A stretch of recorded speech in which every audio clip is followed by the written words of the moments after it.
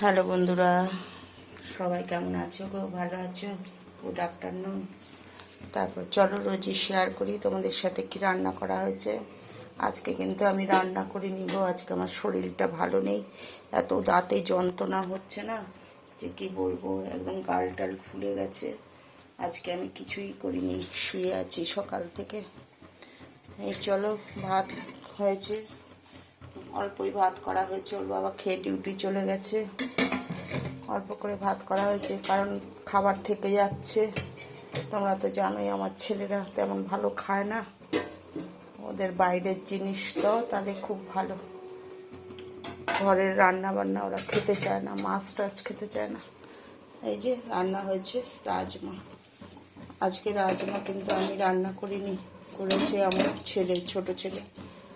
রাজমাটা একটু পাতলা হয়ে গেছে। রাজমা হয়েছে আর ভাত, আর সব কালকের। এই যে এখানে ডাল গরম করছি, কালকে মুসুরের ডাল গরম করছি, এতটা ডাল রয়ে গেছে। ওকে বলছিলাম যে রাজমা ভিজাস না, এত তরকারি রয়ে গেছে, ওগুলো শেষ কর। ও শুনেনি কথা, ভিজিয়ে দিয়েছে রাত্রেবেলা। আর এই যে পুঁই শাক, এত শখ করে পুঁই শাক করেছি, আমি তো খেতে পাচ্ছি না দাঁতের জন্য, খুব যন্ত্রণা দাঁতে। আর এখানে মাছের ঝালও রয়ে গেছে, কালকে রান্না করা হয়েছিল। আজকে শুধু রাজমা আর চাওয়াল হয়েছে। আর সকালে তো পুরি আলুর তরকারি তোমরা দেখেছো আগের ভিডিওতে। আর এখানে একটু ভাজা রয়েছে, আলু ভাজা। এই রান্না আজকে। চলো আরেকবার দেখিয়ে দিই। অনেকটা ভাতও রয়ে গেছে, ফ্রিজে রাখা আছে ভাত, অল্প করে ভাত করা হয়েছে।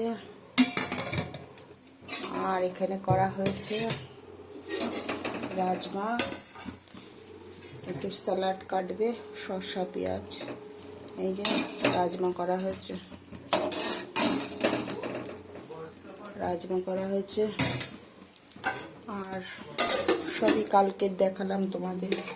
পুঁই শাক রয়ে গেছে অনেকটা, আজকেও শেষ হবে না, কে খাবে এতটা।